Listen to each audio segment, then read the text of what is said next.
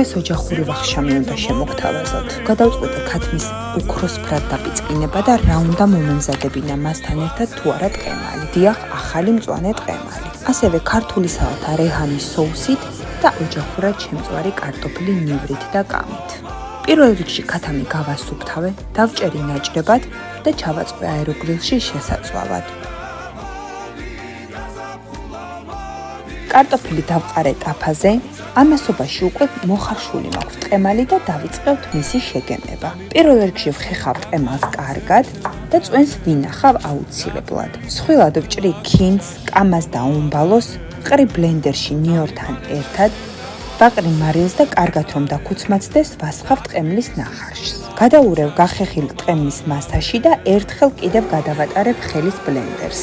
მივხედოთ ქართულ სალატს, რისთვისაც დავჭრი კიტრს და კანგაცრიულ პომიდორს, ასევე მწვანე ხავსს. ამასობაში ჩვენი კარტოფილი მომზადდა და აუცილებლად ცხელსვე დავაყრი ნიორს და კამას. გავაგრძელოთ სალათის მზადება.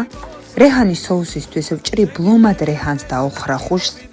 ბლენდერში ვყრი და ვამატებ ერთკბილ ნიორს, ცოტა ნიგოს, კახურ ზეთს და ლიმონს.